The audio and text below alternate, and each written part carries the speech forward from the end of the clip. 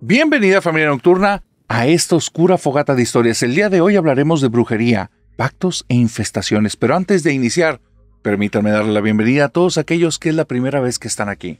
Si tú, por alguna razón, es la primera vez que llegas a Hablemos de lo que no existe, te voy a contar qué es lo que estás a punto de vivir. Estamos a punto de iniciar una fogata oscura, lo que significa que vas a escuchar una secuencia de historias que van a comenzar por las más tranquilas, las más inocuas, y terminaremos en lo más aterrador. Así es que no te sientas mal contigo mismo si no logras terminar esta fogata. Pero si lo logras hacer, déjamelo en los comentarios para darte la bienvenida a esta familia. La familia más oscura y más chida de internet. Y una vez dicho esto, invoco a la familia nocturna para que se haga presente en los comentarios y me diga: narrador, vamos por la gira de México. Porque sí, esta semana que viene anunciamos ya las fechas y los lugares en los que vamos a estar, y nada que estamos en tu ciudad y por ahí nos vamos a conocer. Una vez dicho esto, comencemos con esta oscura fogata de historias.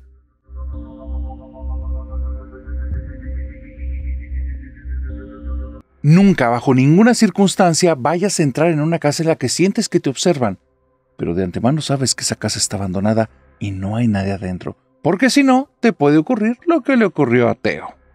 Teo es una persona con un contexto sumamente particular. Y cuando te digo sumamente particular es que es raro que una persona haya tenido tantas vivencias como lo ha tenido él, y no me refiero a cuestiones paranormales, me refiero a cuestiones de carne y hueso, a cuestiones muy delicadas. Teo nació y creció hasta sus 11 años en una comunidad que era muy ruda, una comunidad en la cual apenas ponías un pie fuera de casa, estabas en riesgo. Teo tuvo contacto con personas que eran personas muy violentas, personas buscadas, pero eran parte de la comunidad. Él era un niño, él no distinguía de buenos y malos, él simplemente se acostumbró a vivir ahí. Después de eso, Teo crece, y cuando llega a los 15 años en una comunidad muy diferente, comienza a ver hacia atrás y dice: yo vivía en un lugar peligroso y no me había dado cuenta. Pero entonces llega la guerra. Y cuando llega la guerra, y esto te estoy hablando de hace muy buen tiempo, le toca enlistarse. Cuando le toca enlistarse, la vida se pone aún más ruda, porque ahora sí la violencia se vuelve parte del día a día, y la tiene que integrar, y lo tiene que digerir, y le tiene que hacer frente, porque si no, la violencia se lo va a comer a él. A Teo le toca ir a la guerra y está a una estancia allá. Su carácter se vuelve fuerte, se vuelve un carácter reactivo, se vuelve una persona que no le tiene miedo a nada, o es más, en ocasiones, sí llega a tener miedo, pero no reacciona como una persona común. Cuando él tiene miedo, le hace frente, pero le hace frente de una manera en la que se pone en una postura de ataque, y no va a dejar que el miedo se vaya de ahí tranquilo. Teo sigue creciendo, y al día de hoy tiene 50 años. Es una persona muy activa, es una persona sumamente independiente, es una persona que tiene un carácter bastante tranquilo. Pero él, cada vez que al día de hoy algo le provoca miedo, no reaccionaría como tú y como yo. Es casi como si le llamara, es casi como le gritara y le pidiera auxilio, porque Teo instantáneamente se va a poner en guardia y va a ir al lugar el cual está provocando el miedo. Le va a dar la cara y las cosas no van a terminar fácil. Sin embargo, pese a este contexto que te digo, Teo al día de hoy, si lo ves en el día a día, es una persona muy normal. Es una persona que pasaría desapercibido por completo de tu radar. Un tipo chaparrito, sonriente, muy amable, porque las circunstancias en las que vive el día de hoy no son circunstancias de miedo. Él tiene un trabajo propio, tiene su propio local y da servicios técnicos. Y justamente hace 3 semanas, una persona se acercó para pedirle que fuera a cierto domicilio a revisar un tema relacionado con mantenimiento de ventanas y de tuberías, que estaba pasando algo raro en esta propiedad, y le anticipó: la propiedad tiene un par de meses vacía, nadie está viviendo ahí, y necesito que vayas y le des mantenimiento porque la voy a poner en renta. Teo le preguntó directamente: dime qué barrio es, dime si el barrio es violento, dime si debo de llevarme algo de protección porque alguien se haya o haya la posibilidad de que se meta alguien en la casa. Y la persona le dice: no, es un barrio muy bonito. De hecho, lo que quiero es que la casa no decaiga para que se siga viendo bien como el resto. Pero he notado que están este tipo de problemitas en tuberías y en ventanas. Por favor, ve para allá. La persona que llegó y le pidió el servicio no era un tipo de confianza, era un cliente nuevo, pero se veía muy bien vestido. Le dio el anticipo que Teo pide, firmaron el contrato que Teo lo tiene como protocolo para poderse defender ante la ley y le entregó las llaves de la casa. Teo revisó algo que es poco usual y ya lo identifica. Las llaves son las originales, están muy poco usadas y normalmente en donde él vive, esas llaves solo las tienen los dueños y es porque desde que recibieron la casa, esas llaves las guardan solo para cuando van a pedir servicios externos y las tienen solo para casos de emergencia. Cuando él vio eso le dio la confianza del mundo. Estoy yendo a un lugar tranquilo, es un barrio muy bonito por lo que él me dice, y esta casa solo es un mantenimiento. Me acabo de sacar la lotería porque ese tipo de servicio por la zona en la que está y la cantidad de cosas minuciosas que le pidió es un muy buen servicio y es pan comido. Él va contento, va en su camioneta, lleva su herramienta, por si acaso se llevó ahí un Sprite y se llevó un par de cositas más de defensa personal, pero sabe que no las va a utilizar. Las tiene todas en una pequeña cajita, la cajita la tiene con llave y lo sabe utilizar eso perfectamente bien. Mientras va en la camioneta y va rumbo a este domicilio, está pensando todo el tiempo el tipo de problemas que puede tener la casa, por los datos que le dio la persona, por el conocimiento que él ya tiene del tema, tiene 10 años trabajando en esto. Está pensando en posibles problemas y posibles soluciones, lo que hace que ocurra un pequeño fenómeno. En un parpadeo, acaba de recorrer los 30 kilómetros en los que tenía que hacer para llegar a la casa. Parpadeo. Ni siquiera se dio cuenta que el tiempo pasó volando, llegó perfectamente bien. Siente que esto todo es como una sensación positiva en lo que va a haber un muy buen trabajo y entonces llega, se para enfrente de la casa y ocurre algo que él capta al instante. Es algo que hace más de 25 años sintió una sola vez cuando estaba en una situación de guerra y es que alguien en la oscuridad te está observando. Cuando él se paró enfrente de la casa, sintió como si alguien dentro de la casa lo mirara fijamente. Te digo oscuridad porque cuando vio las ventanas que estaban al lado de la puerta, no se veía absolutamente nada hacia adentro. El barrio era muy bonito, pero la casa le generaba escalofríos. Era como si tuviera una energía propia. Si todo ese barrio, las casas fueran blancas, esta es roja. Si todo ese barrio, las personas de ese lugar, se vistieran de una manera como elegante y bonita, las de aquí se vestirían como personas que están a punto de atacar al resto de gente que vive en el lugar. Se siente como un lugar en el que ha habido violencia. Se siente como un lugar que está a punto de atacarte. Pero Teo no es una persona que termine en cuestiones como tan espirituales. No es una persona que va a detener su trabajo. Él es un profesional. Él va a ir a la casa, no se va a hacer de ideas y lo que va a hacer es algo muy sencillo. Un protocolo. Él ya tiene protocolos para cuando está en lugares peligrosos. Regresa a la camioneta y toma entonces la caja que creía que no iba a utilizar, se la pone bajo el brazo, trae la maleta en el otro lado con todo su instrumento de trabajo, agarra las llaves, abre la puerta, deja la maleta, toma la caja y se regresa a la camioneta. Es parte del protocolo. Si ahí cuando regresa la maleta no está, alguien está en el domicilio. Va a la camioneta, regresa, la maleta está en el mismo sitio. Ese es un buen signo. Camina dentro de la casa. En el primer piso hay 2 ventanas que parece que están rotas. Hay un foco que está parpadeando mal. Y aparte, mientras va caminando la primera de las ventanas, hay algo que no había notado. Hay agua corriendo. Se escucha donde está saliendo agua y se le hace muy extraño porque la cantidad de agua no es poca. Suena a que está abierta tal vez una regadera o que hay un tubo de alguna tubería roto. Lo raro es que el piso no está mojado. Lo extraño es que no se ven signos como de humedad y no se siente húmeda la casa. Al contrario, la casa se siente seca. Y lo peor de todo es que se siente como si alguien estuviera ahí. Es una sensación que él conoce perfectamente. No sabe por qué se da, él no conoce de cuestiones científicas, pero identifica esa sensación. Lo peor es la intención. Esa presencia que está ahí no es una presencia buena. Él ha conocido en personas que están dispuestas a quitarle todo al otro. Y espero que me entiendas cuando digo todo, porque no me refiero a bienes. Me refiero al bien más importante que poseemos todos. Ese que si te lo quitan, ya no estaría suscrito en este mundo. Él, Teo, está ahí, está tranquilo, pero está en guardia. Toda su atención está en sus ojos. Cada movimiento que hace es agudizando los oídos. Toma posturas en las cuales no está dejando flancos en los cuales lo puedan atacar. Entonces él se dirige a la ventana. el lugar más cercano a donde está, pero la postura que tiene no está normal. Sus ojos están viendo toda la periferia. Nadie se le va a acercar ahí. Nadie lo va a tomar por sorpresa. Cuando llega a la ventana, haciendo un amago, como si estuviera revisando y como si supiera qué herramienta va a utilizar, se agacha y toma una llave larga, se agacha, abre la caja, y entonces de ahí saca un Sprite, se lo pone en la bolsa y saca un instrumento más que no te voy a mencionar, pero tiene que ver con defensa personal.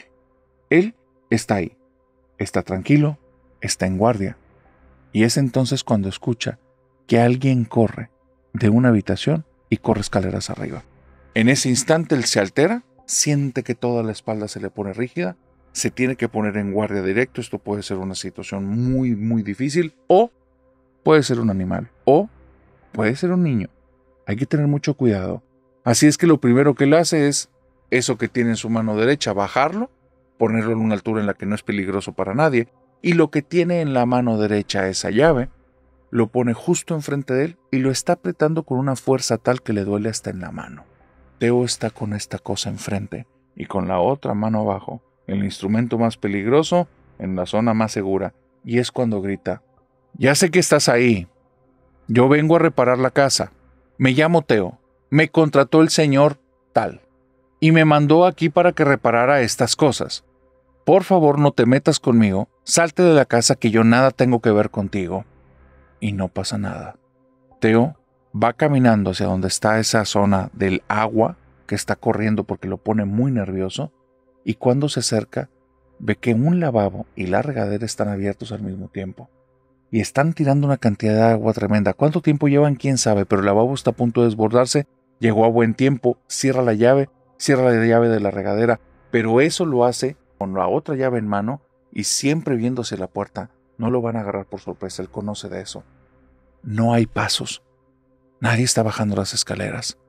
Pero cuando sale del baño, se vuelven a escuchar los pasos que suben y vuelve a gritar: «Te lo estoy diciendo por segunda vez.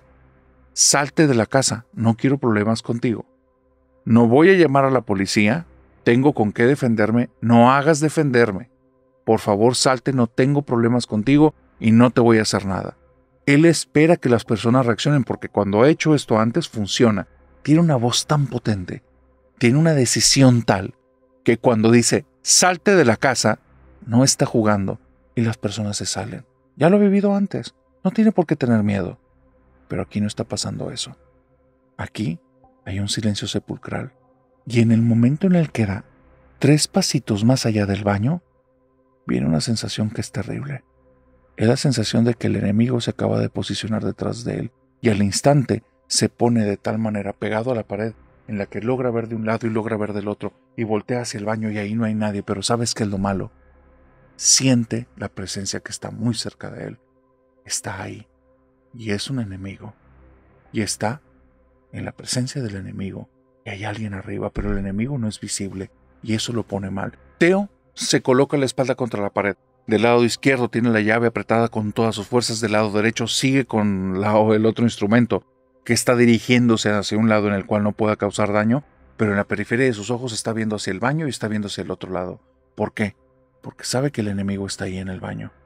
Pero ahora sí ya cayó en cuenta que es invisible. No estamos hablando de alta tecnología. Entiende que está en un lugar inseguro. Inseguro espiritualmente. Ahora no sabe contra qué se está enfrentando. Entonces vuelve a hablar, no va a dejar que el miedo se lo coma. «Ya te sentí y ya te vi. Vengo a hacer mi trabajo, déjame en paz.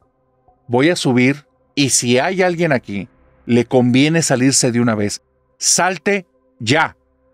Y en el momento en el que dice eso, Teo comienza a caminar directo a las escaleras y ya no tiene miedo de que alguien vaya a salir del baño. Ya entendió contra qué se está enfrentando. Comienza a subir las escaleras, cree que los pasos pueden ser de una persona, así es que sube cautelosamente, dándole espacio suficiente para que si alguien baja corriendo, baje por el lado contrario por el que él sube y entonces pueda salir de la casa, y ahí terminó el problema. Y cada paso que da se siente como una eternidad.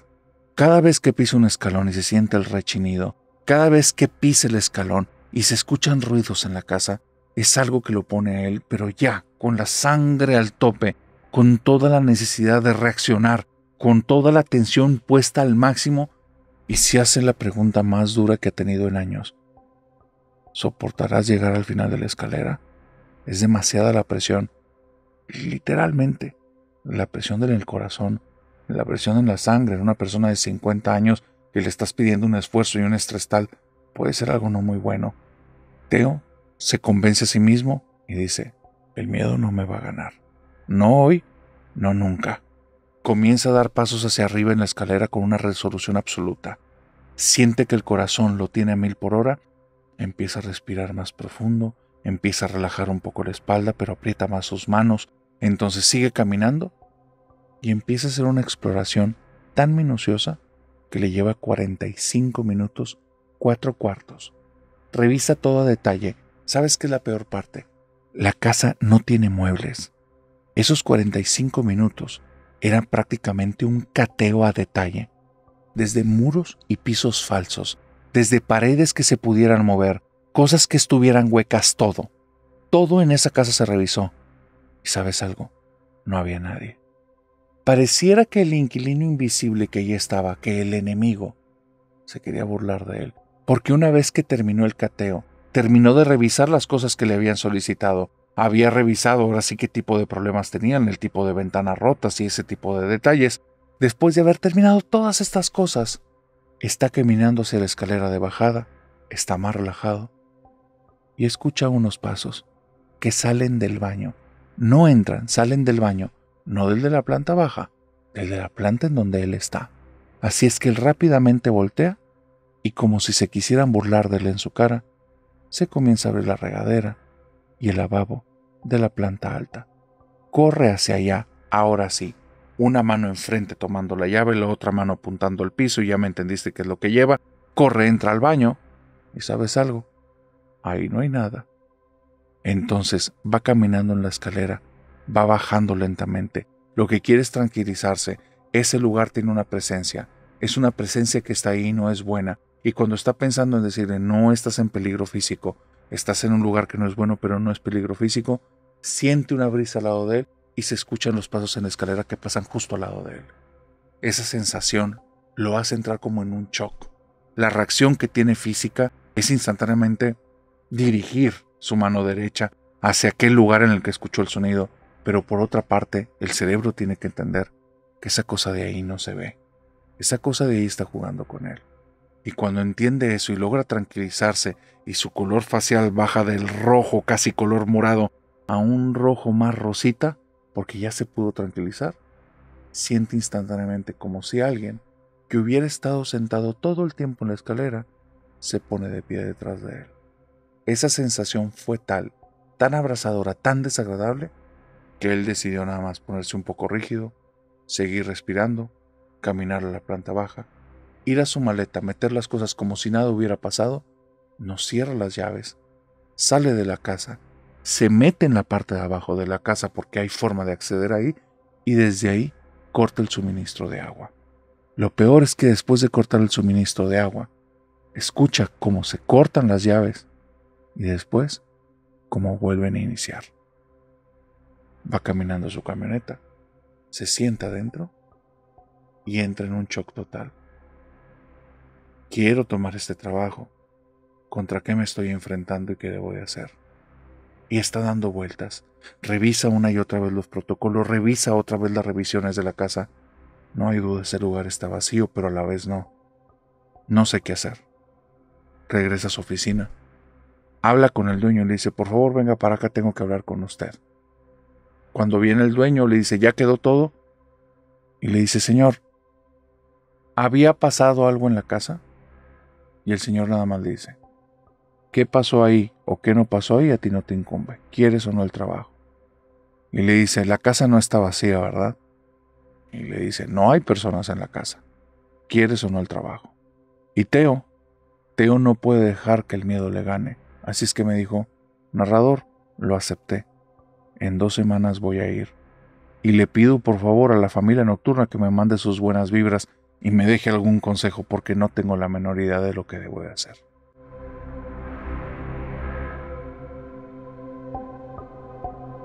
Si estás a punto de tener familia, elige muy bien dónde vas a vivir. No vaya a ser que te pase lo que le pasó a Elvira y a Eugenio. Elvira y Eugenio eran el fuego mismo vivo. Los dos, desde que se conocieron cuando tenían 17 años, cállate que se desconectaban del mundo, se perdían todo el día. Empezaron a faltar a clases, la familia se dieron cuenta luego que estaban muy enamorados, pero también ninguno de los dos era muy juicioso. No llegó al final del año, cuando la chica estaba embarazada, y cuando Eugenio quería ser papá y quería pasar el resto de su vida con ella. Lamentablemente, y esto es algo que muchos han vivido, a raíz de la edad y la falta de estudios, las oportunidades de un muy buen trabajo no son tantas, por decirte que son muy pocas. Eugenio buscó un trabajo, el primero que le dieran. No podía faltar para en su mesa porque su familia lo sentenció. ¿Te comiste lunch antes del recreo? Pues hágase cargo, señor. Así es que usted se va a encargar de la señora y del niño, porque su señor ocupa un señor, así es que fórmese ya. Y Eugenio a partir de ahí nos hizo chiquito. Primero con los vecinos pidiendo lavar el carro.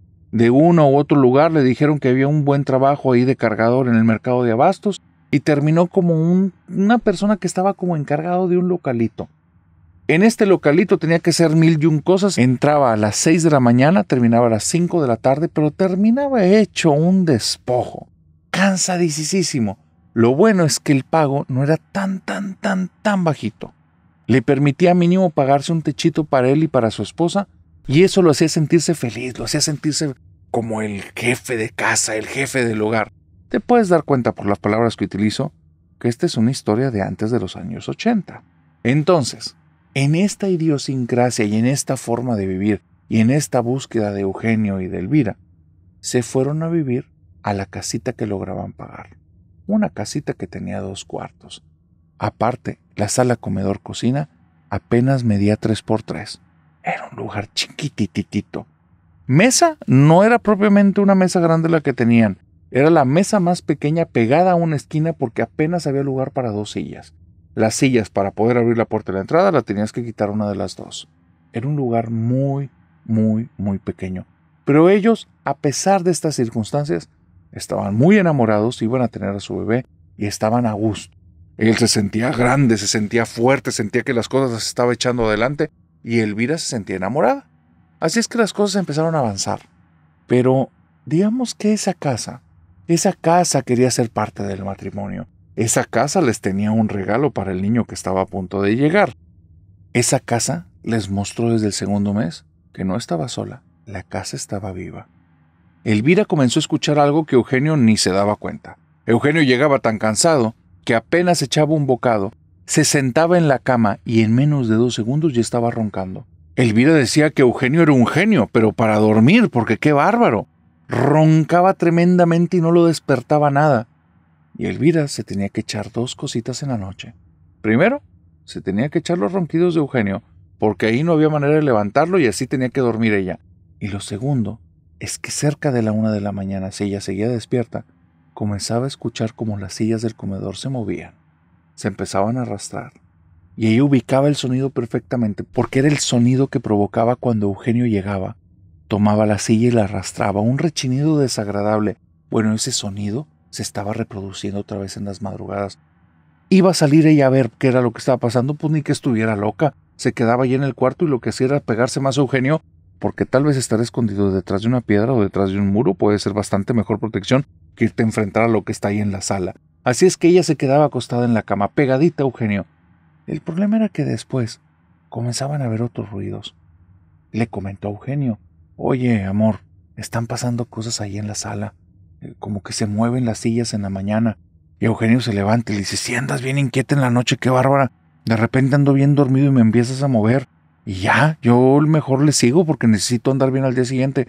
Oye, y hablando de las sillas, cada vez que me levanto en la mañana y tú estás dormida, una silla arriba de la otra pegadas en la estufa, tiradas en el piso.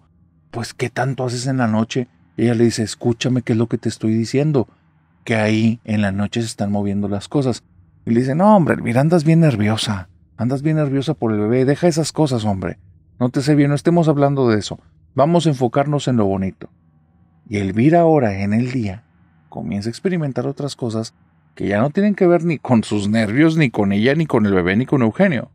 Porque ha visto, como estando en la cocina, el único cajón que tiene donde pone los instrumentos de cocina, que prácticamente son un par de cucharas, tenedores y cuchillos, Ahí, ese cajón se comienza a abrir solo y empiezan a vibrar todos los utensilios de la cocina que tienen. Como son metálicos, suena donde están golpeteando. Elvira va, cierra el cajón de golpe y después de un ratito vuelve a escuchar cómo se empieza a abrir y empiezan a vibrar los objetos. Es raro, porque tiene un par de platitos ahí justo arriba del cajón y esos no vibran. Hay una parte de la ventana, que es una parte que está floja, estaba pegada con silicón, pero algo se lo comió y dejó el pedacito flojo, y ese tampoco vibra. ¿Qué es lo que está haciendo que vibre? No sale. Un día decidió que va a buscar la manera en la que ese cajón ya no se abre y esté vibrando, porque la pone nerviosa. Estar escuchando ese sonido no es tan agradable. Se siente como si la casa se fuera a venir abajo, así es que se fue a la habitación y decidió que le iba a poner peso. Buscó un par de cosas por ahí que estaban un poquito pesadas, regresa para acá y cuando regresa está segura de lo que ve. Alguien con una capucha negra asomada desde la ventana del comedor, viéndola directamente. No le logra ver el rostro, pero siente la mirada. Cuando ve eso, pega un grito, se voltea y se mete en la habitación, cierra la puerta y espera que llegue Eugenio. Cuando Eugenio llega, qué enojada se dio este tipo. No estaba la cena lista, pero si este hombre se está partiendo el lomo, no le dejó que le dijera nada ni del hombre que estaba afuera ni nada. Él nada más fue y se sentó en la cama después de discutir 2 minutos y empezó a roncar. Elvira traía todos los sentimientos que se le hacían nudo en la garganta y estaba pensando con maldita sea, Eugenio, necesito que me protejas y protejas al bebé. Y esa noche comenzó a escuchar que alguien le hablaba por su nombre desde el comedor, desde la ventana. Lo que está pasando en esa casa ya no le gusta. Ella ya no está a gusto y a partir de ahí va a comenzar a decirle Eugenio, hay algo raro en esta casa, yo ya no estoy a gusto aquí, yo ya no estoy a gusto aquí. Eugenio le dice, nos la rentaron por 2 meses, aguántate. Nos faltan 3 semanas, nos faltan 3 semanas, nos faltan 3 semanas. Cada 2 meses renovamos, así es que hay que aguantar. Y entonces, Elvira quiere hacer como fuerza, atrapar todo el valor que tiene y decirle que sí, pero es que escuche sus nombres en la madrugada y es algo muy difícil. Escuchar aparte que se mueven las sillas ya la hacen pensar que esa cosa que vio fuera en la ventana, en las noches está dentro. De alguna manera se cuela en la casa, y eso no es nada agradable. Lo peor comienza un par de semanas después, cuando ella está tirada en la cama con un rosario que le dio su mamá, porque su mamá le dijo, pues mijita, estás embarazada, no te fuiste por las buenas, necesitas estar rezando y pidiéndole perdón a Dios. Costumbres de la época.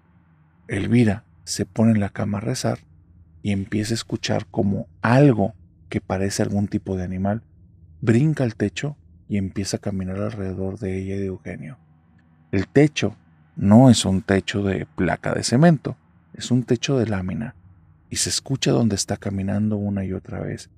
Cuando empieza a rezar con más ahínco, esa cosa entre maulla y aúlla porque suena que es algo grande y no suena la voz o un maullido de gatito, suena algo más melancólico, más fuerte, le pone la piel chinita. Llega el momento en el que sabe que Eugenio no la va a sacar de ahí bien. Eugenio está demasiado cansado para hacer otra cosa aparte de trabajar, así es que ella debe de buscar los medios para sacar adelante las cosas. Y comienza a preguntar en las vecinas, y comienza a preguntarle a los vecinos, y comienza a hablar con cuanta persona se topa en el barrio. Oigan, parece que en mi casa pasan cosas. ¿Saben si hay alguien que me pueda ayudar para limpiar el lugar? Y la mandan directamente con una señora, que la señora no le hace muchas preguntas. Le da un par de hierbitas, le dice que las prenda, que haga unas oraciones que ella ya había escuchado en la iglesia de su mamá, que se ponga a rezar el rosario y le da unos salmos y que se ponga a rezar. Los días que hace eso son días en los que no pasa nada y ella está muy tranquila y puede dormir bien. Los días en los que se acabaron las hierbitas porque no hay dinero. Cuando no hay para las hierbitas, aun cuando se pone a rezar, esa casa tiene ruidos en la noche. Llega un día después de un par de meses en los que ella ya acostumbrado a ir guardando un poquito de dinero para ir comprando un poquito más de hierbitas, que una vecina la revela y le dice, Elvira, yo que tú me cambio antes de que nazca el bebé. Y le dice, ¿por qué? Dice, porque yo ya he visto, no es por andar de chismosa, pero yo ya he visto cuando andas haciendo esas quemerío de hierbas. Dice, y desde mi casa yo he estado viendo que en las noches, alrededor de tu casa, en los techos de los vecinos, se paran como unos gatos muy grandotes. Dice, pero mira, para mi gusto no son gatos, porque una vez me quedé hasta el amanecer. No soy chismosa, pero quería ver qué pasaba. Y cuando salió el sol, esas cosas no brincaron y no se movieron, simplemente ya no estaban. Yo que tú me voy de ahí, te andan buscando a ti y a tu niño.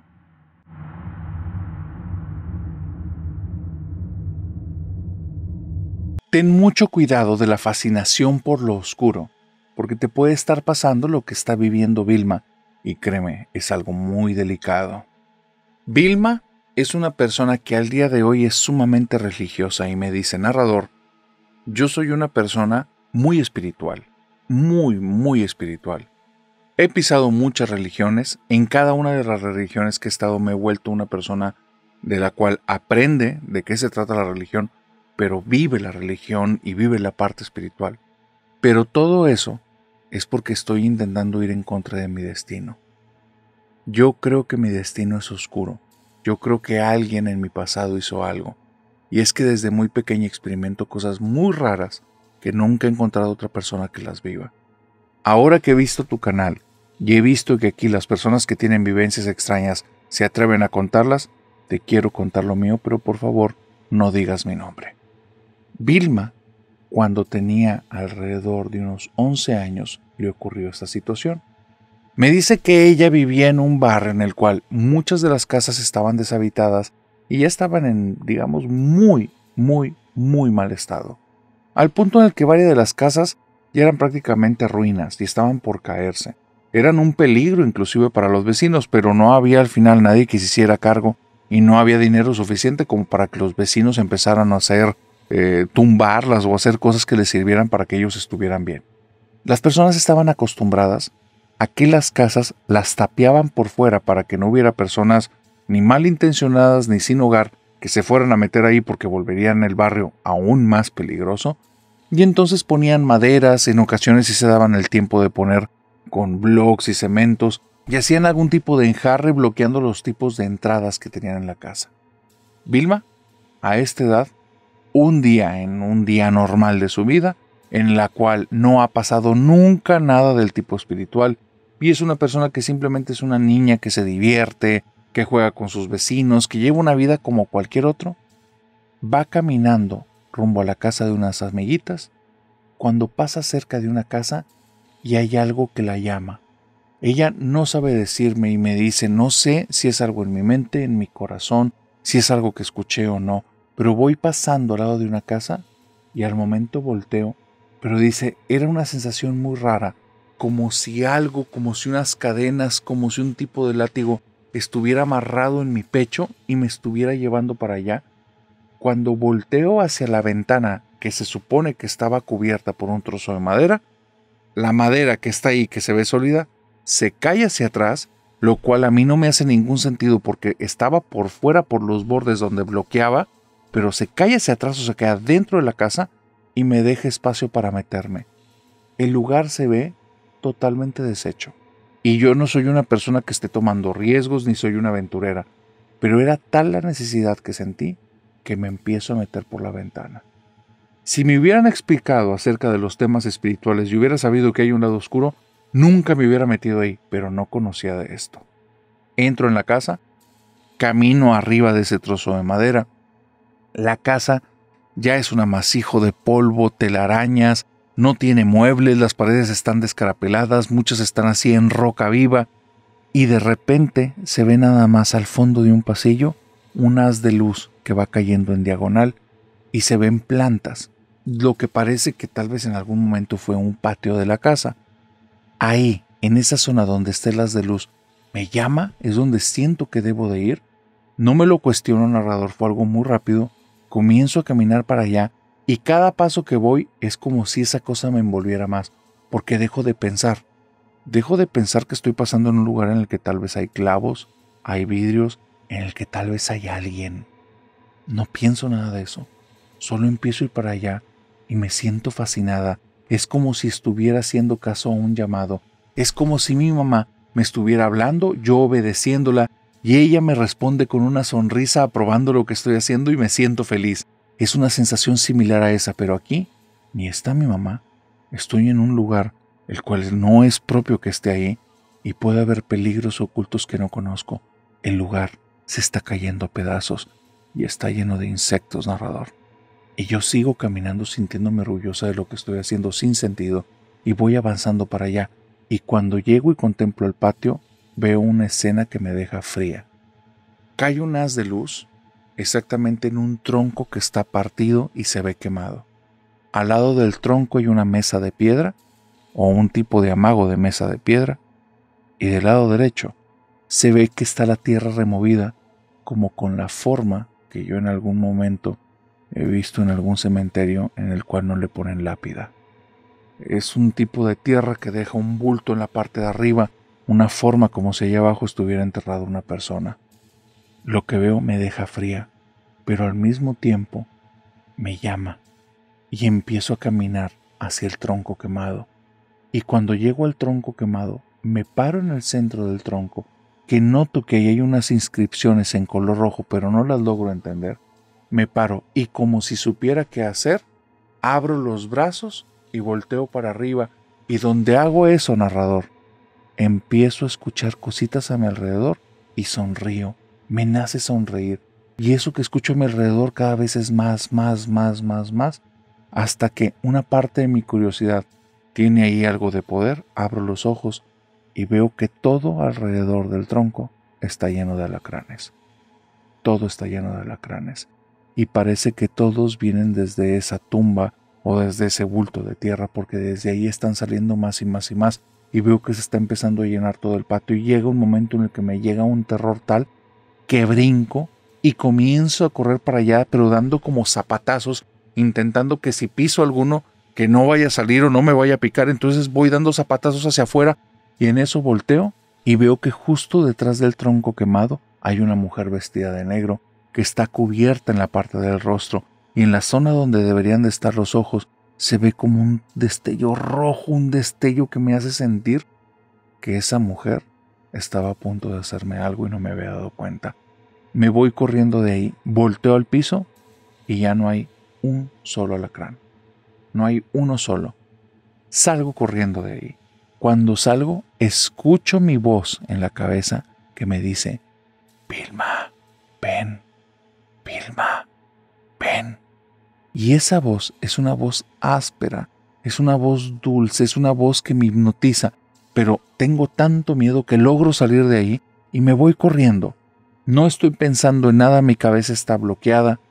A partir de ese día, todas las semanas son mínimo un sueño acerca de alacranes.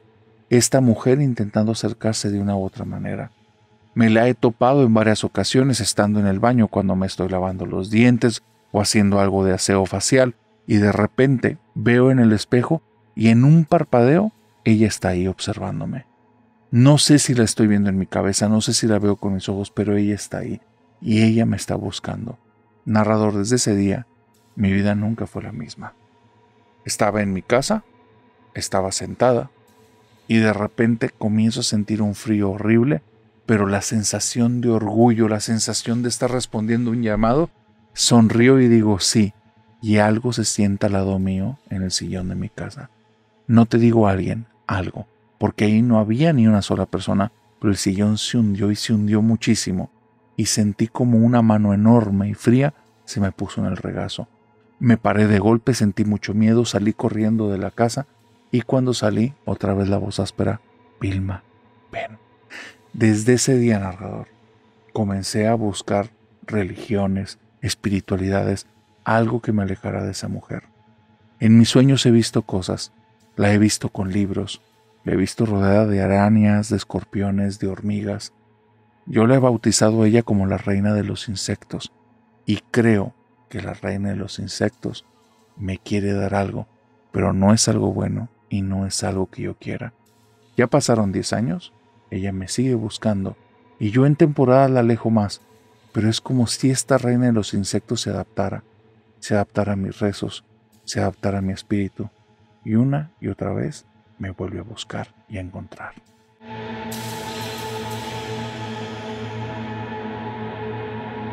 La historia que estás a punto de escuchar es acerca de la brujería más infame que alguna vez me han mandado aquí al canal.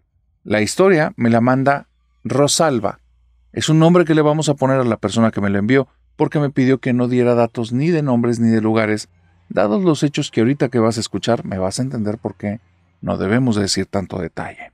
Rosalba y su familia viven en una comunidad marginal en un país que no es su país de origen. Ellos están viviendo en un país que los acogió, pero no les ha dado un muy buen trato y es una situación muy difícil para salir adelante. En ese lugar, en la comunidad en la que viven, no es una comunidad unida, no es una comunidad que se apoye, al contrario. Ella me dice, narrador, es como vivir entre víboras. Todos los vecinos y las vecinas aquí nos han hecho la vida difícil.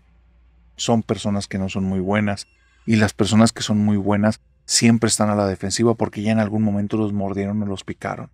Yo los entiendo, pero también con el tiempo te vas volviendo así. Eso hace que no tengamos mucha comunicación con nadie. No tenemos fuerza, no nos unimos como comunidad. No tenemos quórum para nada. El que tiene una oportunidad de trabajo y tiene la oportunidad de irse de aquí, no le cuenta a nadie y se larga. ¿Sabes por qué? Porque ya ha habido casos que cuando se enteran que alguien tiene la oportunidad, hasta le hacen daño para que no logre salirse. Es una comunidad muy dura y muy difícil. No puedo justificar las cosas que aquí hacen las personas, pero también entiendo que viene desde el dolor, que viene desde la soledad, que viene desde la desesperanza. En esta comunidad solo ha habido una sola ocasión en la cual todos nos unimos. Y cuando te digo todos, mínimo éramos todos los que veías en las calles, todos los que te topabas en sus casas. Hubo un chamaquito, un muchachito de alrededor de 9 años que contrajo esta enfermedad que, bueno, no se contrae, se desarrolla, y es una enfermedad que si no la atiendes, partes.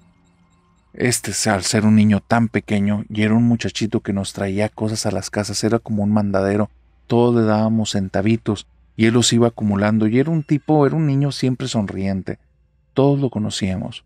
Cuando nos dan la noticia, a todos nos partió el alma, y el papá comenzó a aparecer en programas de radio y de televisión, pidiendo apoyo a la comunidad para que por favor donaran dinero porque necesitaba empezar el tratamiento contra el niño. Mi familia, incluyendo a mi papá y a mi mamá, nos pusimos nosotros como las pilas y empezamos a donar lo más que podíamos.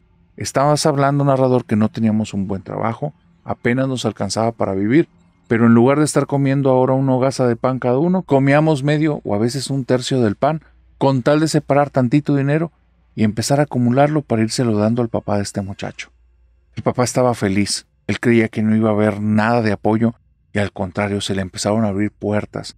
Las personas que tenían oportunidad inclusive de salir de ahí, los que habían salido, empezaron a mandar dinero y este hombre poco a poco empezó a pagar todos los tratamientos que necesitaba el niño. El hospital le abre las puertas, lo empiezan a tratar bien, las cosas parece que van evolucionando bien. Y mi papá en esos tiempos acostumbraba a hacer algo. Tal vez por estrés, tal vez por ansiedad o por estilo de vida, siempre en las mañanas, antes de que saliera el sol, él se ponía unos tenis y se salía a correr de la casa. Mi papá ni siquiera tenía shorts deportivos, narrador. Se iba a correr a veces en jeans, se iba a correr a veces en la ropa del trabajo, en lo que tuviera la mano se iba a correr, pero él sí iba a correr antes de que saliera el sol. Y un día que estaba con un poquito de chispeo de agua, en la que estaba cayendo esta agua del chipichipi, la que no es como llover a cántaros, pero si te quedas mucho tiempo quedas empapado, él siente el agua y dice que ni eso lo va a parar y se va a correr. Y tarda 1, 2, 3 horas y en las 3 horas todos nos preocupamos. O sea, él normalmente tarda 1, pero ya 3 horas está poniendo hasta en jaque su trabajo. No va a llegar ese día, no va a ir a trabajar y lo pueden despedir. Y él no se puede dar ese lujo, si es que todos estamos preocupados. Estoy yo con mi mamá y le hablamos a un vecino que él es un poquito cercano con nosotros. Hay un primo que vive en una comunidad cercana y estamos entre todos buscándolo y de repente como 4 horas después mi papá aparece y se ve muy extraño. No tiene signos de que le haya pasado nada, está un poco sucio pero es todo, pero se le ve el rostro desolado, está muy pálido.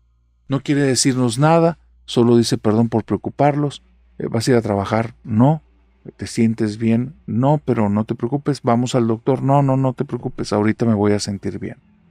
Todo el día mi papá está en blanco, sentado ahí en una silla, tirado en el piso, sentado afuera de la casa. En ocasiones se sale a caminar a un parque. Es un parque bien peligroso, narrador. pero decía que necesitaba respirar, que se estaba asfixiando. Mi papá no nos puede decir nada casi por 2 semanas, pero se ve que él está mal. Va al trabajo, pero el tiempo que está en casa él se siente extraño. No deja que prendemos la televisión, dice que no hagamos eso, que por favor lo apoyemos con eso. Nadie puede escuchar prácticamente nada en la casa, estamos pasando un tiempo difícil, pero lo queremos apoyar. Al final te duermes más temprano, buscas algo que leer, hay cositas que hacer. Y así pasa un tiempo hasta que mi papá nos dice a mí y a mi mamá que nos tiene que decir lo que pasó. Y narrador, lo que nos dijo nos rompió el corazón en pedacitos. Nos contó que semanas atrás, el día que lo salimos a buscar, pasó algo muy feo. Él salió a correr como lo estaba acostumbrado, pero agarró una ruta diferente. Hubo algo intuitivo, que le decía que se fuera para un cerro. El cerro puede ser un lugar peligroso, pero tan temprano difícilmente alguien va a estar despierto. Él sale a correr a esa hora porque a esa hora ni un alma está despierta. Todos están dormidos. Hasta 2 horas después vas a ver movimiento en la calle. Así es que él se levanta antes que todos y sale a correr muy tranquilo. Cuando va caminando para allá, para el cerro, porque sí le hace caso a esa intuición, empieza a subir, y de repente dice que sintió algo muy raro. Sintió como si supiera el camino, y hay varias veredas, pero él sabe cuál seguir. Está tan acelerado que no lo está pensando, nada más va eligiendo rápido, cuando lo normal sería ir eligiendo de una manera cautelosa porque no sabes ni dónde estás. Él iba moviéndose rápido, y de repente llega a un lugar que lo dejó frío. Dice que había un montón de piedritas formando un círculo, que al centro había como de barro, un tipo de barra larga, y que en esa barra larga había un par de estatuas que él no las quiso ver porque le dieron muy mala espina, velas quemadas, y estaban unos frascos que adentro tenían fotos. Él entiende el tema de brujería, no lo practica y no conoce, pero sabe que es brujería apenas lo ve, y entonces está muy curioso de ver de quién son las fotos. Y se topa la fotografía del niño de la comunidad, narrador. Ahí estaba la fotografía. Y hay otra fotografía del niño con su familia y ve que arriba de eso tiene tierra que no pertenece a esa zona. Y hay otra fotografía en la que se ve que están hechos trazos, escritos cosas, y todo está ahí medio quemado, medio chamuscado, medio deshecho, metido otras cosas en ese bote. Dice que lo que vio lo puso mal. Y entonces empezó a caminar por ahí buscando una rama larga, y entonces agarrando una rama larga empezó a mover las cosas de ahí, buscó un palo que estuviera duro para empezar a remover las piedras del círculo como para romperlo, y empezó a intentar a mover todo. De alguna manera terminó quebrando el frasco, terminó aventando tierra arriba de todo, intentó encender un fuego, pero pues ese día estaba todo húmedo. Mínimo lo reunió en un punto para que se generara algo de agua y lodo, intentando que las malas vibras que le echaron a eso no se hicieran. Nos contó eso, narrador, y al día siguiente el niño pasó a otro mundo. Todos nos quedamos impactados. ¿Quién pudo haber sido tan desgraciado de haberle hecho eso a su niño y a su familia? Lo peor es que el papá, que era el único que quedaba de la familia aparte del niño, a las 2 o 3 semanas, él decidió mandarse al otro mundo. Y ahí nos quedó algo muy claro en la cabeza, narrador. Si no nos íbamos de esa comunidad, íbamos a terminar así o peor, porque allí había alguien que no tenía corazón y estaba buscando tronar los pocos pedacitos de luz y gente buena que había. 2 años después, nos fuimos y nunca volvimos a saber más de nadie de ese lugar. Dicen que el diablo se esconde en los detalles y que él es el que escribe las letras pequeñas en los contratos. Así es que te recomiendo que antes de entrar en tratos con él, escuches esta historia. Esta historia me la manda un suscriptor y me dice: narrador, no sé si esta historia realmente pasó, pero es una historia que nos cuentan en la familia, y cuando la cuentan, no la cuentan jugando, y nos las cuentan como para que nos las metamos en la cabeza, y siempre que la terminan nos repiten diciendo lo mismo. Cuando tengas hijos, se la tienes que contar. Quiero decirte algo antes de que escuches la historia. Mis papás no son personas religiosas, pero esta historia, sí o sí, cada que tienen oportunidad, nos las dicen y nos las repiten. Resulta que hace mucho tiempo, por lo que me dicen casi como a inicios de 1900, había un familiar al cual llamaremos Arnoldo. El tío bisabuelo tatarabuelo Arnoldo Era un sujeto que vivía en un pueblito, y en este tiempo tenía alrededor de unos 15 años, que para ese tiempo ya se consideraba casi una persona adulta, y este sujeto de nombre Arnoldo había desarrollado cierto gustito por las artes mágicas. Le gustaba el espiritismo, pero también había un cuate por ahí medio oscuro que decía que manejaba la magia negra. Como al tío Arnoldo le gustaban estas cosas, digamos que frecuentaba mucho esta persona. La otra persona, quién sabe cuáles hayan sido sus fines, pero lo aceptaba que lo visitara y le empezaba a contar estas artes mágicas. En ese tiempo la familia de Arnoldo era una familia muy católica, pero católica persinada, de misa los domingos, de hacer todo lo que dice el padre. Personas de la época que estaban como muy apegados a su religión y a las costumbres. Cuando su hijo se le sale del guacal, no, cállate, no la vergüenza. Porque una cosa es que se salga del guacal y otra cosa es que se quiera criar en la hoguera. Así pensaban los papás, ¿dónde se está metiendo? No sabe lo que está haciendo. Y se alarman tanto que el papá, aun cuando es de estas generaciones en las cuales, mira, no se hablan las cosas apenas a la fuerza se van a entender, aun cuando es de ese tiempo, se va directo con Arnoldo y por primera vez tiene una plática padre e hijo y le dice, te voy a traer una persona para que hable contigo porque lo que estás haciendo no está bien. No más palabras. No hay una discusión, ni una contraparte, ni Arnoldo va a tener derecho a réplica, nada de eso. 2 días después le dice, mañana estate preparado, nos vamos a desayunar. Y Arnoldo, bueno, al día siguiente con las mejores de sus ropas y nada más pensando, a ver en qué momento ya me voy de esta casa porque ya me tiene harto este viejo y si no le gusta lo que yo esté haciendo, no es su problema, es el mío. Y ya está él pensando en de qué manera como irse de ese lugar, pero acepta ir a este desayuno. A ver qué sorpresa le traen. A ver si le traen al padrecito o a ver con qué tontería le salen. Están en un tipo de merendero, en algún tipo de fondita, en la cual está todo saturado.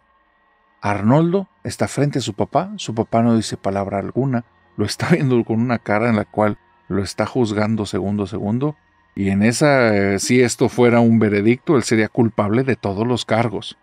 Él en ningún momento ha podido platicar con su papá, no son costumbres de la época, sabe que eso no va a ocurrir, así que solo está pensando que bueno, que piense lo que quiera, yo voy a hacer lo que yo quiera y se acabó. Y ¿sabes qué? Tal vez terminando esta plática, yo agarro mis chivas, me salgo de la casa y ya el diablo dirá. Mientras está pensando eso Arnoldo, está pensando cómo mandar al diablo a su familia. Su papá voltea hacia la entrada, reacciona con sorpresa, sonríe, se pone de pie y se va caminando. Y Arnoldo voltea para abajo fastidiado, se pone la mano así como lo estoy haciendo yo, 3 dedos en la sien presionándole, el dedo gordo directamente debajo de la mandíbula, y mueve la cabeza de lado a lado como diciendo no, desaprobando toda la situación, dándose un trago amargo porque él ya se siente casi un adulto, que se tiene que estar metiendo papá en mis asuntos. Aparte, yo estoy conociendo poderes de los cuales ni él conoce. Ahí anda con su Jesucito y con sus cosas que ni entiende. Esto sí es verdadero poder, y esto sí me va a llevar a donde yo quiero. Y mientras está pensando eso, alguien se sienta enfrente de él, levanta la mirada y ve a un sujeto un poco mayor, muy bien vestido, que tiene las manos debajo de la mesa. Le sonríe y le dice, ten paciencia con tu papá, Arnoldo. Tu papá no entiende de esto. Yo sí entiendo de esto, y lo que estás haciendo no está mal. Y entonces Arnoldo se sorprende por lo que le está diciendo y dice, gracias, señor. No me digas, señor, yo soy tu amigo. A mí me interesa, me gusta. Lo que estás haciendo es bueno. Y es más, yo sé lo que andas buscando, Arnoldo. Tú quieres llegar lejos, tú quieres tener dinero. A ti te interesan las mujeres. El poder. Sabes que lo que estás aprendiendo es poder de verdad y no las cosas de tu papá. Y Arnoldo no entiende esta conversación. Si mi papá me está diciendo que lo que estoy haciendo estoy mal, ¿para qué me trae esta persona que me viene a contar esto? Pero bueno, pues mi papá está loco entonces o no entiende de esto o no conoce que esta persona sí sabe. Como esta persona sí sabe, me está dando por mi lado porque sabe que estoy en lo correcto. Sonrío y le digo, me da gusto, señor, muchas gracias, me da gusto estar enfrente de alguien que sí conoce, que no tiene tantas ideas en la cabeza. El señor mayor le responde con una sonrisa, pero es una sonrisa tan grande, tan marcada, tan genuina y tan macabra, que Arnoldo apenas la ve, se le crispa toda la piel, se le pone toda la piel erizada, empieza a sentir mucho frío y el hombre le dice: si quieres poder, de una vez hagamos un trato, y debajo de la mesa saca la mano y se la muestra, y parece que la mano trae un guante negro, hasta que Arnoldo ve bien, y eso no es un guante, esa es su piel, absolutamente oscura, negra como la noche, con unas uñas negras absolutamente largas y en forma de pico. Cuando eso ve a Arnoldo, se pone frío y se hace para atrás, y en ese instante, a su lado, la voz de su papá le dice: Arnoldo. Cuando él voltea, casi pega un grito en el cielo, y está viendo un sujeto grande vestido de militar. Le dice: te voy a presentar al sargento, porque te estás haciendo las cosas mal y él te va a decir qué es lo que tienes que hacer. Y Arnoldo voltea para el frente, y enfrente de él no hay nadie. Ni una sola persona. Con quién estuvo hablando no sabe. Lo que sí sabe es que parece que eso que estaba buscando ya lo encontró, y le interesa hacer un trato con él. Pero como él en ningún momento creía que eso era algo real, y creía que el poder simplemente era algo que él iba a obtener a cambio de nada, esto le cambió la jugada. Se puso de pie, volteó con el general, agachó la cabeza, la levantó y le dijo: ¿cuándo entro a su batallón, mi general? Y ahí se acabó la conversación. No hubo más plática, y 2 semanas después se había alistado en el ejército. Eso sí, con mucho miedo de la brujería, con mucho miedo de los pactos, y con mucho miedo del señor elegante, del traje gris, de la sonrisa macabra y la mano negra.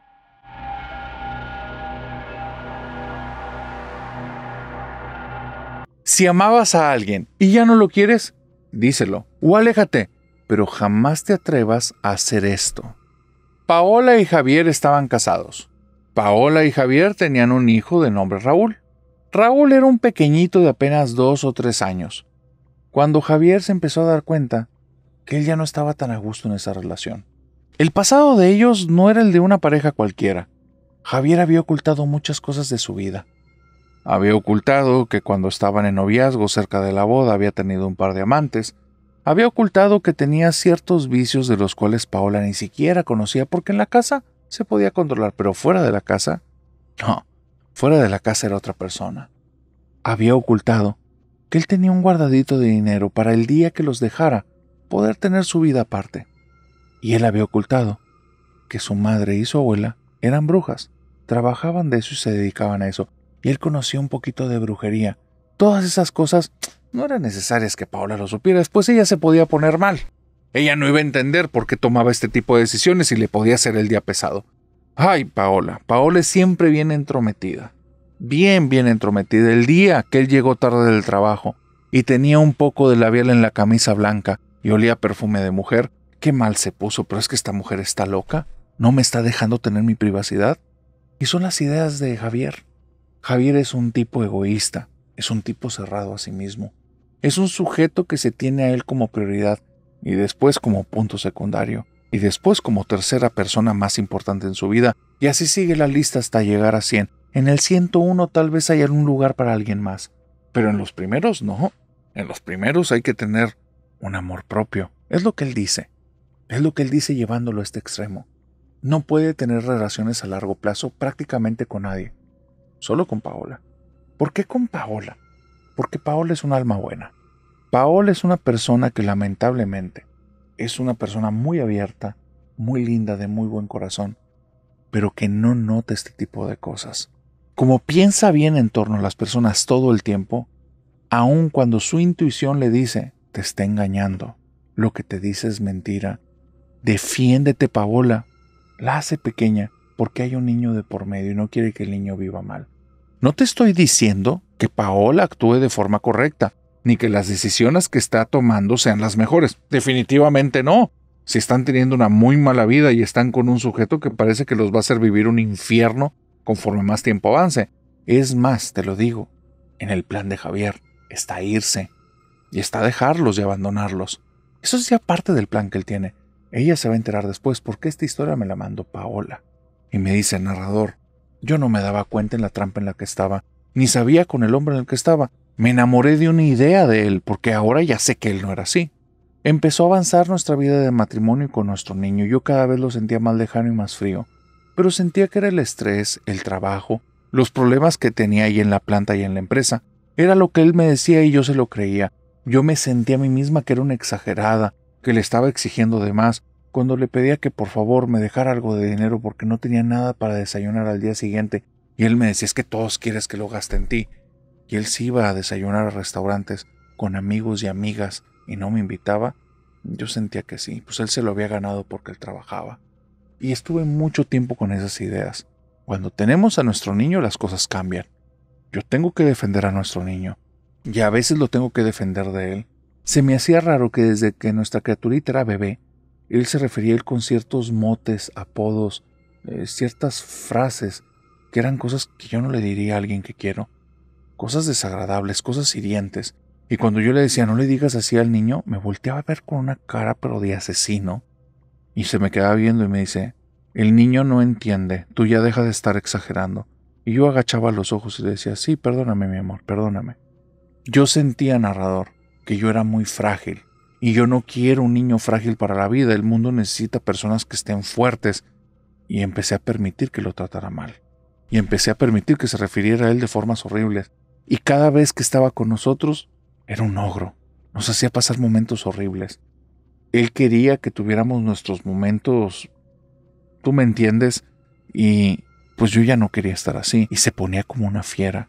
Te pudiera decir que llegó un momento en el que esto ya prácticamente no era una relación consensuada, yo no estaba a gusto ahí, no sabía qué iba a pasar, pero tampoco quería dejar a mi niño sin papá. Y estaba en medio de una maraña de cosas y no sabía qué iba a suceder, hasta que empezaron a pasar cosas muy raras. Mi niño empieza a llorar como loco en las madrugadas y está llorando pidiendo a gritos que lo vayamos a ayudar. Cuando me paro de la cama, Javier me dice, acuéstate ya, me lo vas a hacer que el niño sea frágil como un cristal, yo no quiero un cristalito. Acuéstate ya y que llore lo que tenga que llorar. No me esté saliendo a defender al huerquito ese, que se haga de carácter. Y pues yo decía, sí, pues necesitamos un niño duro. Y lo dejé. Pero al día siguiente vuelve a pasar, narrador. Y al día siguiente vuelve a pasar. Y yo no entiendo qué está pasando. Si es que me espero a que Javier no esté en la casa. Y hablo con mi niño y le digo, ¿qué pasa? Ya para esto te estoy hablando que mi niño tiene 5 años y ya me dice algunas cosas muy bien. Y me dice, me asustan, mamá. Me asusta el señor. Y yo le digo, ¿qué señor? Y me dibuja en una hoja de papel, narrador, a un mono encapuchado que tiene la cara como de calavera. Y le digo, ¿qué es eso? ¿Qué es eso? Y me dice, huesitos, huesitos. No, narrador, cuando escucho eso me pongo mal. Pues, ¿qué está viendo? ¿Qué le está pasando a mi niño? Y entonces ya me empiezo a involucrar. Le digo, ¿qué está pasando? Y entonces vamos a su habitación y me señala dónde está pasando eso. Y es justo en la puerta de la entrada. Y le digo, no, ya no te voy a dejar solo. Y esa noche me voy a dormir con él. Hubieras visto a Javier hecho una fiera, gritando, vociferando, dando portazos. Antes no se acercó conmigo y me maltrató. Se fue de ahí y cerró la puerta de portazo. Al día siguiente lo mismo y lo mismo y lo mismo. Hasta que, haciéndose él el dócil, me preparó el sábado de desayunar. Y me dice, Paola, ven, te preparé algo rico porque quiero platicar contigo. Y mientras estoy comiendo me dice, te voy a pedir de favor que ya nunca más te vuelvas a quedar a dormir con el niño. ¿Me lo puedes prometer? Necesito que seas una madre consciente y prudente. Me vas a hacer un niño muy frágil y quiero que este niño no sea un niño frágil. Me sentí tan mal conmigo misma y me había tratado tan bonito esa mañana que le dije que sí. Y esa noche el niño estaba llorando como loco. Narrador, yo estaba sintiendo que me rompía a pedazos. Así es que una noche, narrador, me escondí en el closet de mi niño. Yo sabía por cómo es Javier que ese montón de almohadas y colchas que dejé al lado de mi cama, él no se iba a dar cuenta que era yo. Y yo estando ahí, aun cuando Javier cerrara la puerta, me iba a quedar con mi niño y ya nadie se iba a molestar y mi niño iba a estar bien. Lo que vi esa noche, narrador, me puso mal e hizo que al día siguiente yo abandonara a Javier. Esa noche, mientras estaba en el closet, empecé a ver por la rejilla que Javier llegaba con el niño, lo agarraba fuerte de los hombros y le decía, no quiero que llores, tienes que hacer lo que yo te diga, no te pares de la cama y nada más quédate aquí, si no duermes no me importa, pero deja de hablarle a tu mamá, tiene que pasar esto, tienes que hacer lo que te estoy diciendo, Acuérdate que tú eres mío y eres para mí. Cuando lo escucho decir eso a mi esposo, fruncí el entrecejo y dije, ¿qué está pasando aquí? ¿Qué es esto? Y veo entonces que de las bolsas del pantalón saca 2 velas grandes y gordas de color negro. Se las pone a los lados de la cama y empieza a marcar con gis algo en el piso, narrador. Las prende las velas, empieza a decir unas cosas que yo lo único que escucho es: te lo ofrendo, te lo doy, ahora es tuyo, dame lo que te pido. Entre esas cosas estaba hablando más y más cosas, y una vez que sale de ahí, voltea con el niño y le dice, y no llores, y cierra la puerta. Y narrador, yo sentí en ese momento que me moría. Sentí en ese momento que este viejo, este tipo, esta cosa que no es un ser humano, había estado haciendo esto con mi niño desde hace meses y yo por miedo no había hecho nada. Me voy a acostar con él, apagué esas cosas, las tiro para un lado y le comienzo a sacar información. Y lo que me dice es que desde que papá hace eso, hay cosas que se aparecen en el cuarto y que cada vez están más cerca, que ya sentí una vez que le empezaron a acariciar la cara y donde me muestra ese lado del rostro, yo no lo había visto, pero tiene como que el cachete más sumido y para abajo, narrador. Era como si le estuvieran generando un tipo de deformación.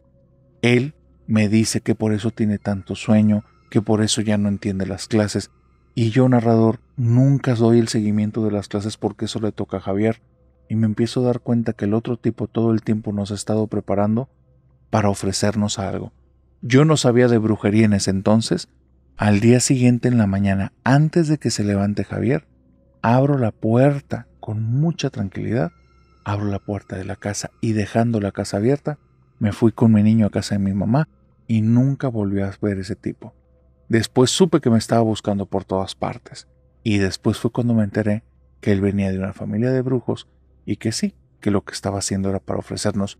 Yo no quiero saber de brujerías, yo no quiero saber de esas cosas, yo lo único que quiero saber es que mi niño puede crecer como una persona normal y pueda llegar a viejo. Y si para eso tengo que estar sola, lo voy a estar.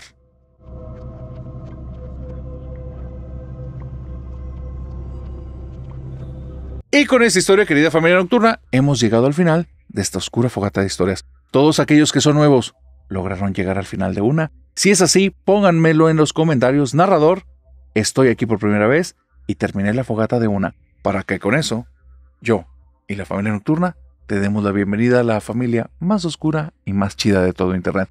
Pero antes de terminar, les pido a la familia nocturna que se hagan presente en los comentarios y me digan cuál fue la historia que más les gustó o cuál fue la historia que más les aterró. Y una vez dicho esto, te pido por favor antes de que te vayas, que revises tu suscripción. Suscríbete al canal porque hay muchos que les gusta este canal, pero después dicen, uy, yo no había visto que había subido tantos videos. Y es porque como no están suscritos y creían que sí lo estaban y no le habían picado la campanita para las notificaciones, pues simplemente YouTube no los entera. Así es que suscríbete, pícale a la campanita y recuerda que vamos por el 2026. Y si quieres apoyar este proyecto para el 2026, vete a la plataforma de color verde con las rayitas negras, la que antes era de audio y ahora es de video, pícale, seguir y danos las 5 estrellas, porque el 2026 es para la familia nocturna. Ahora sí, una vez dicho esto, nos vemos en el Sábado de Sombras, pero de aquí al Sábado de Sombras, te deseo dulces pesadillas.